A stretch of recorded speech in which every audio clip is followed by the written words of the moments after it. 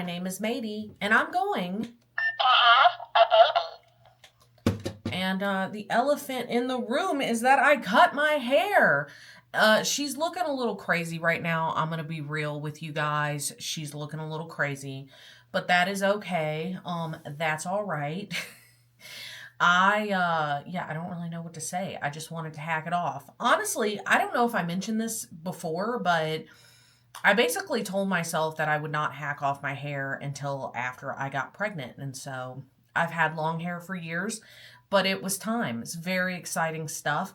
I am definitely still getting used to like what to do with her being so short. Your girl is not girly.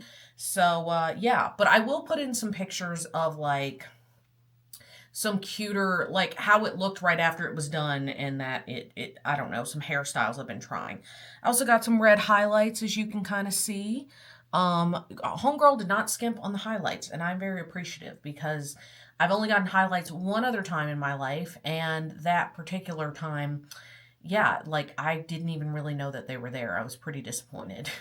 So I thought that this would be a good time to catch up. And I actually already filmed this video. However, unfortunately, I filmed it in a different room and you could hear the AC unit just roaring the whole time outside, and I thought it was really distracting. So I am refilming because I love you guys, and I don't know, I just felt like it was distracting.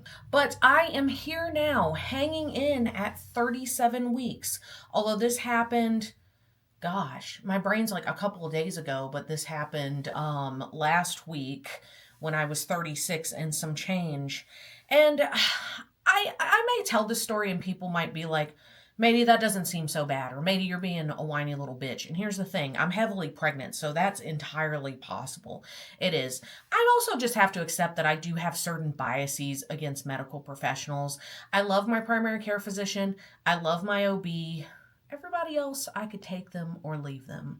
Let's just get into it. And then at the end, I just kind of want to catch up with you guys, tell you guys how I'm doing, because I did get a little bit of news today, but I want to not get ahead of myself. So last week, it was during the week, it was on, I think, a Thursday. I was working as one does. Now, I will say, and this is going to sound very bougie, I had a lady here cleaning my house. That is not something I could ordinarily, afford. I don't like pay for that very often or whatever. I've never paid for that. But I told myself if I completed the decluttering course, I would pay someone to deep clean my house. I was not going to make myself do that heavily pregnant. And so because I accomplished that, I did. I went ahead and had someone come. And honestly, 10 out of 10 would recommend. If you want to gift like someone you know who's expecting something very nice, that could be something you could gift them is, hey, I'm going to send someone over to clean your house if you're comfortable with that. Again, 10 out of 10 would recommend.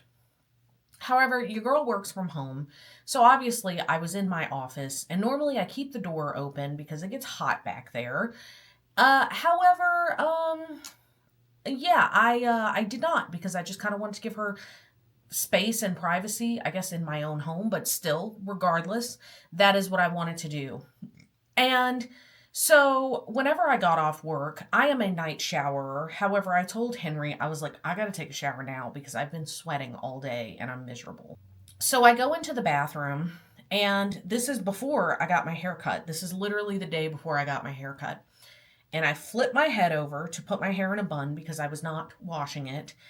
And I got very, very dizzy. And I have experienced some dizziness in third trimester. However, like anytime you Google anything about being pregnant, is this normal? Google will be like, go talk to a doctor.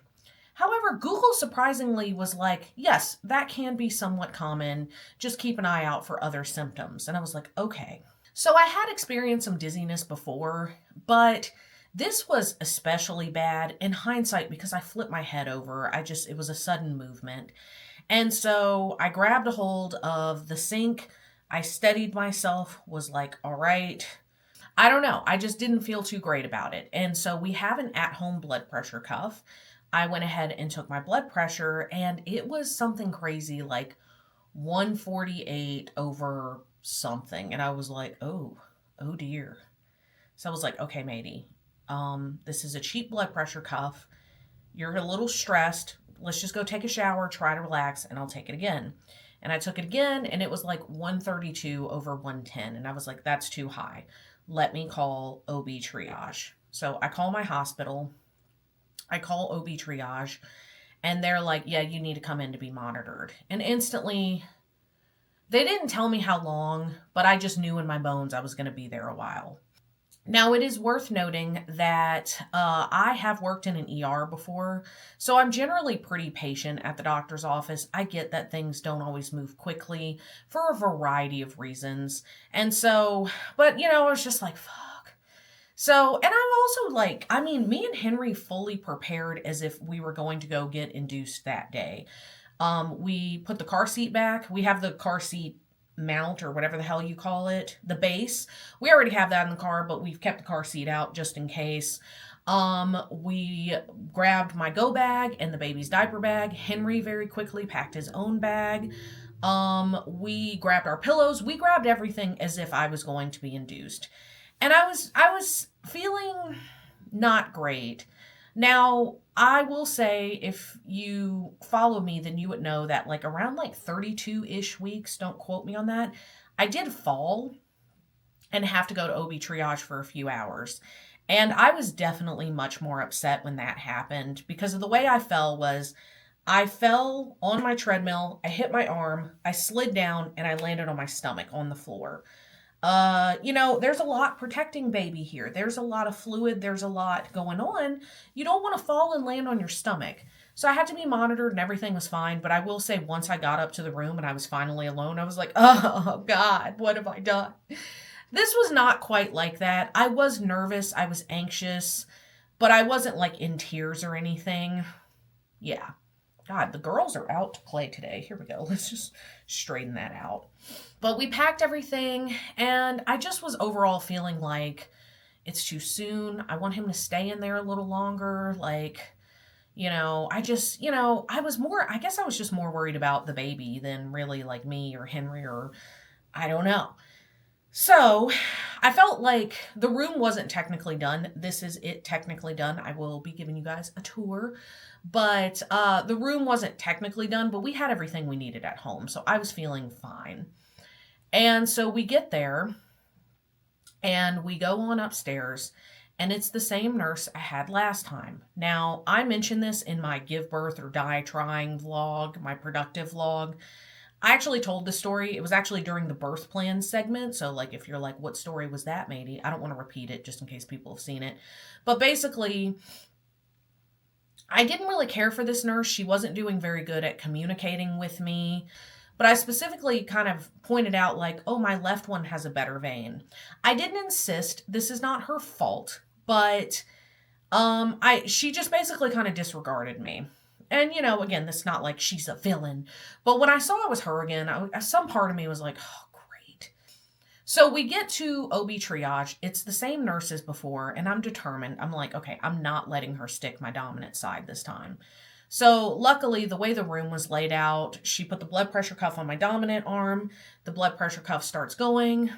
And she kind of made, like some small talk, like, how are you doing, blah, blah, blah. And I was like, I'm fine. And I explained what happened, that I got really dizzy, took my blood pressure twice at home. It was high. And I was like, I know that 36 weeks is technically to term, but, and she was like, well, that's still earlier than we'd like, or something like that. She made some kind of comment like that. And I was like, yes, I agree. So then I'm laying there as I'm getting my blood pressure taken, and I'm weirdly dizzy again, despite the fact that I was very stationary. I was weirdly dizzy, and I think some of that was anxiety. And she's like, you okay? And I was like, I'm dizzy. And she's like, dizzy? And I was like, yes, I'm dizzy. And I'm like, and I'm anxious. And I'm like, I just wanted to go a little further. And she's like, well, you're in a better situation than you would have been if you had been at like 32 weeks. And the moment that woman left the room, I looked at Henry and was like, what the fuck? Like, that could always be true. Well, you're 32 weeks, but it's better than if you were 28 weeks. Why? That doesn't make me feel better. Like, why are you saying that to me? Okay, it's not that serious. However, she tells me she needs a urine sample. I go give her a urine sample. And then she tells me, okay, we're going to get some lab work. And I was like, okay, fine. So I lay down. I have my blood pressure cuff in my dominant arm, so I know she's not going to stab there. Now, I'm not like squeamish around blood, but I don't like to watch the IV go in. I don't like to watch the needle. I don't like to watch. And so I'm looking away while she's doing her thing. Now, this woman literally said to me, I kid you not, we are going to get some blood to do some lab work. So tell me why I fucking look down and there's a fucking IV catheter / port in there.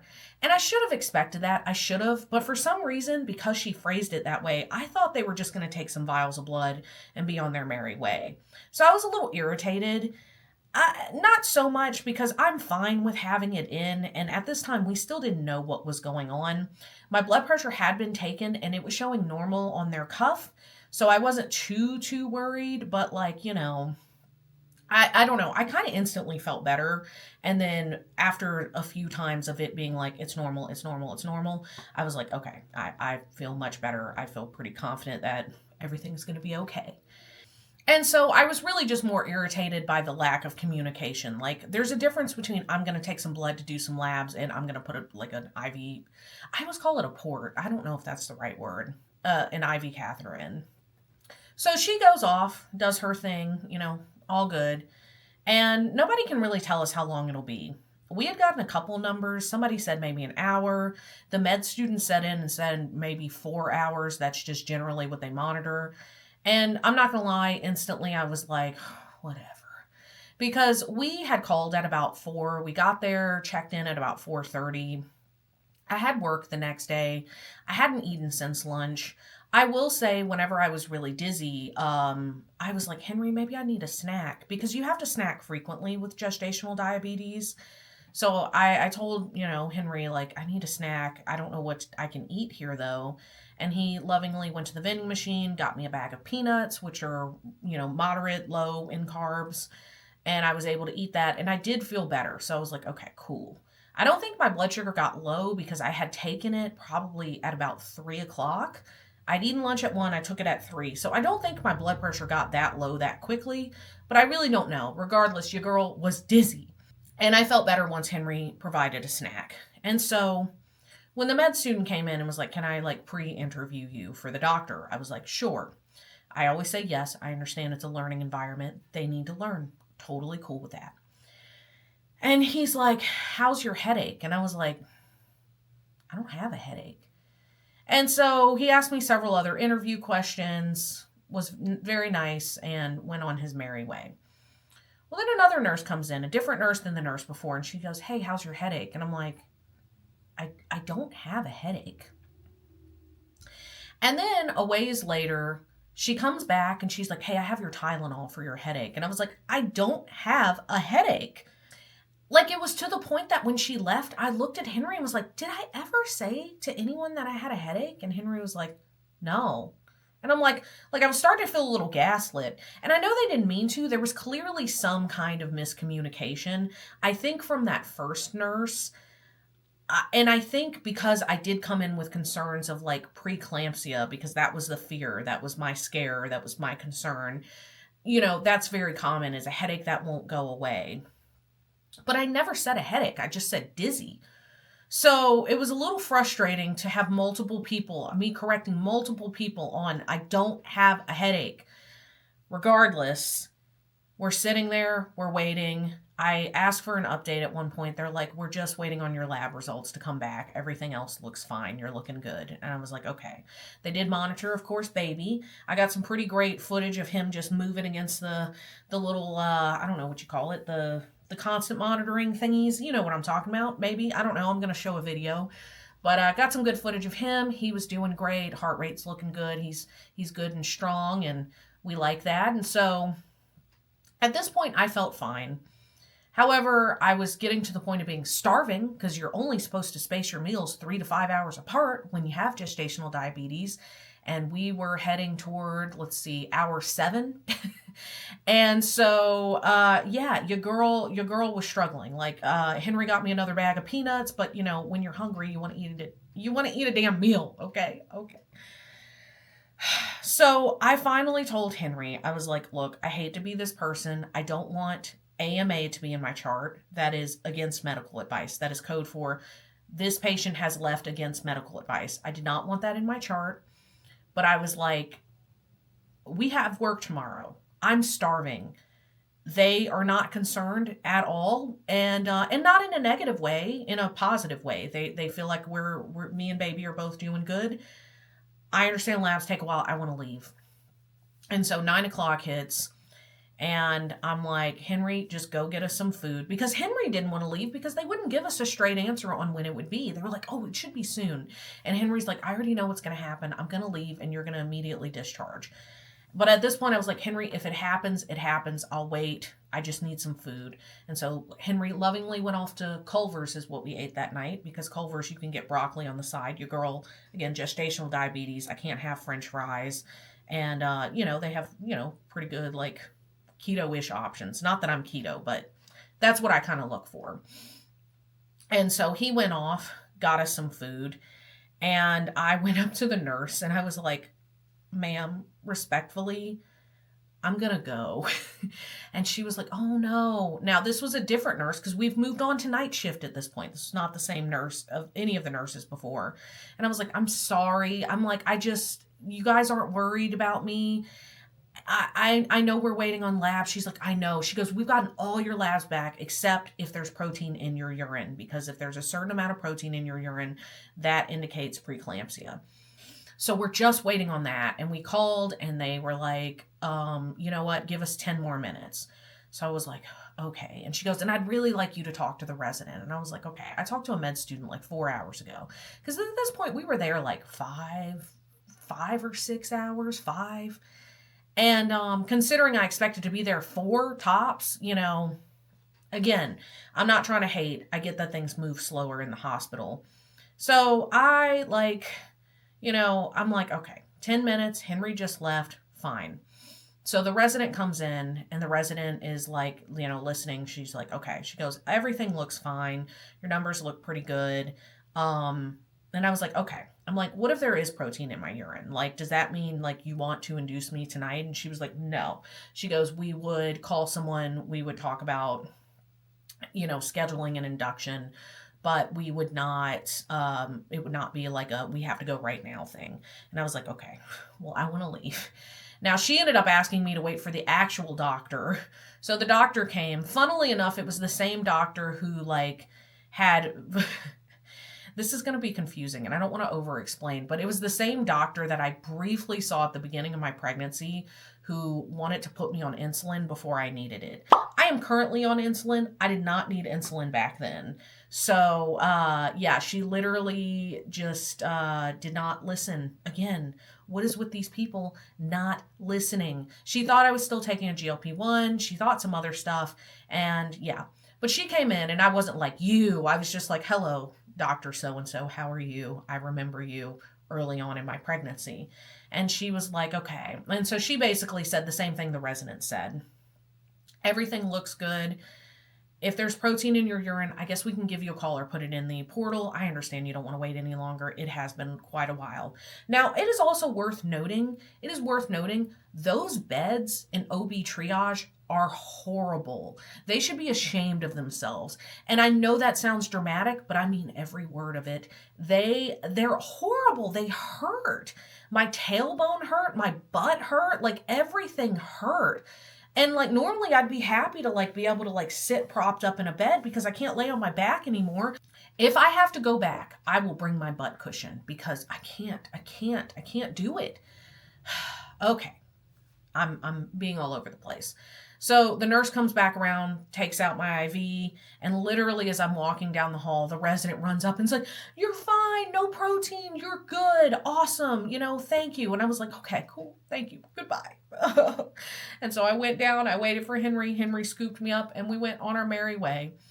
That could have been worse, I guess. I did tell by the end of it, I was like, I feel silly, I shouldn't have come, I guess. I'm sorry, my blood pressure cuff at home said it was high. And actually, the resident had a really great tip. So she was like, no, you did the right thing. It's better to be safe in these situations. We want you to be careful. And she actually advised that I bring my cuff in to my next appointment, which I had this morning, and compared to their cuff. And sure enough, it is I think Henry said it was like a $20 blood pressure cuff. It's a Rely On brand thing. And it's old. And yeah, sure enough, it was measuring way higher than theirs were. Okay, and with all of that out of the way, I just wanted to give you guys a personal update that has happened as of today, as well as just talk about how I'm doing in general. As far as pregnancy goes, I'm still doing pretty darn well. Thank you if you've gotten this far in the video. I understand this is a talking video. I've been avoiding those because my plan postpartum, I plan on like pre-recording some stuff and just editing it and putting it out for the next few weeks. I'm going to say like 4 weeks. And ideally I want to do it weekly so that you guys can enjoy it. I don't know. I don't know what I'm trying to say here. You guys can still see my face. I really don't want to stop uploading. I want to continue to be in the habit of uploading. I really like just my channel and I don't know, you guys, and I don't want to leave you hanging, okay? Okay. As far as third trimester goes, we are rocking and rolling, other than obviously that scary, scary thing that happened. We are doing good. Gestational diabetes has been a pain, as I've said many times. But other than that, I am great. The acid reflux is persistent. It is persistent. But again, I'm just, I don't know. These are all minor inconveniences. I am just so proud to have gotten to this point. I am proud of myself, my body, my baby, Henry, all of the above. I can't think about it without feeling a little emotional. I'm not going to lie to you. And I have yet to get to the point. I am currently 37 weeks as of filming this video. And I am not uncomfortable yet. Now, I'm aware that I could be humbled very soon. You just don't know. But, you know, I drink most of my water the first half of the day, like pretty much after lunch. I'm usually finishing up like my 64 ounces. I do drink a little bit at dinner just because I have to drink something with dinner. So, like, I'm not miserable and having to pee 100 times a night. The most I've had to pee is twice, but really, like, usually just once, and then I have to pee as soon as I wake up. Like, your girl is good. And I will say part of the reason I theorize that I'm not, like, miserable and uncomfortable is because, you know, at the beginning of 2024, I weighed 250 pounds. And, you know, I didn't lose the 50, well, almost 60 pounds. I didn't lose that. Like, I lost that throughout most of 2024. I realized I was pregnant in November of 2024, and that was when I went ahead and stopped trying to lose weight, was told, don't do that, eat some more calories. And I was like, say less. And yeah, so you know, if you're watching this currently, it is July of 2025. And 18 months is like, you know, a long time. 19 months is a long time, but it's really not that long. And in hindsight, I guess it's just for me, it's like, well, not that long ago, I weighed more than I weigh now. And I went through my everyday life, you know, I mean, I get winded sometimes, but other than that, I was fine. So I think that's part of the reason I'm feeling good. Knock on wood. It's been a really lovely pregnancy, and I'm very grateful. I just am.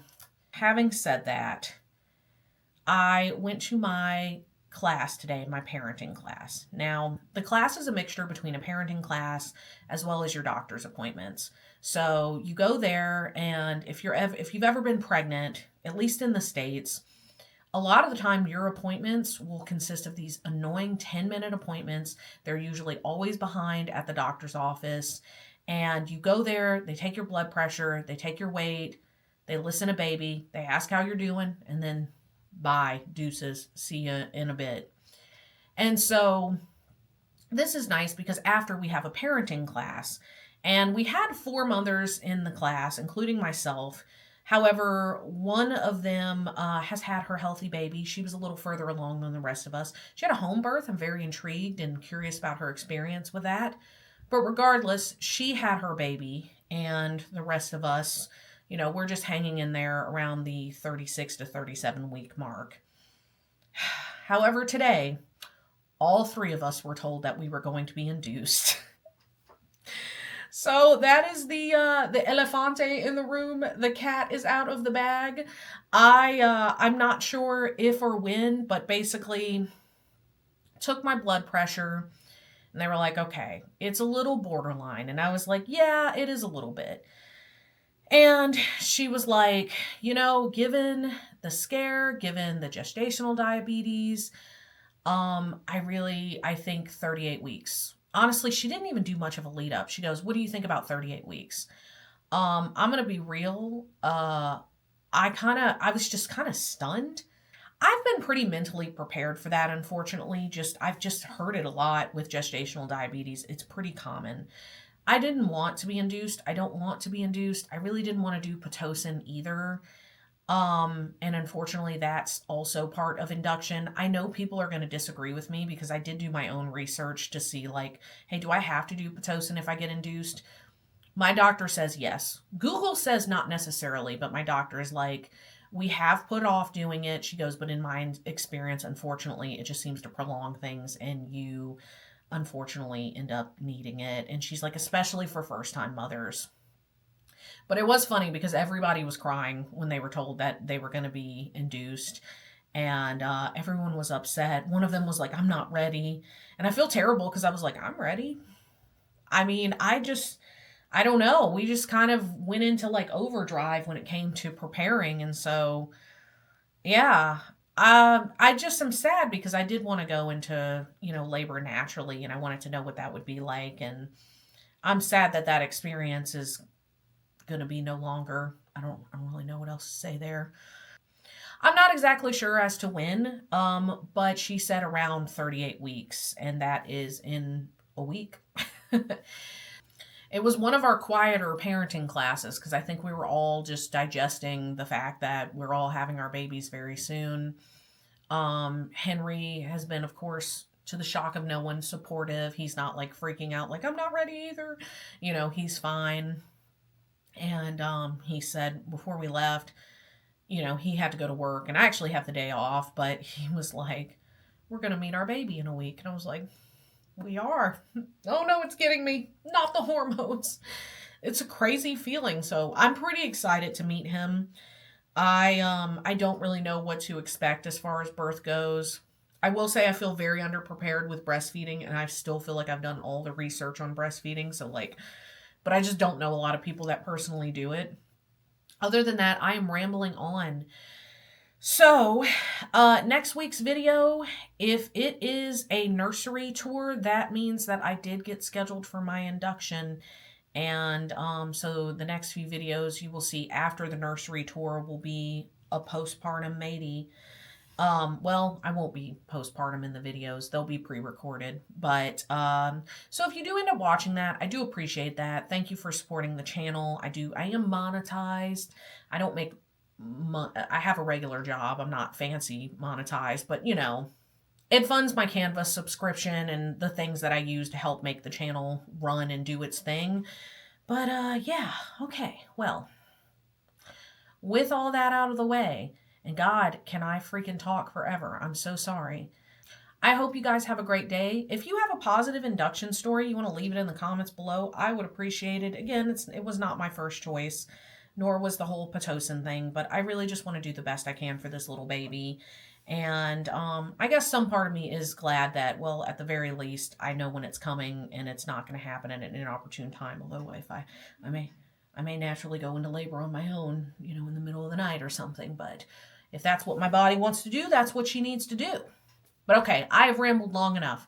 I hope you guys have a great day. Like I said, leave positive induction stories in the comments below. It's kind of funny that this whole story was like, yeah, I ended up not having preeclampsia, only for the doctor to be like, you're a little too close to comfort for me. So let's just go ahead and schedule an induction. So, oh well. Okay. I hope you guys are having a great day, and I will see you in the next one. Bye. Bye.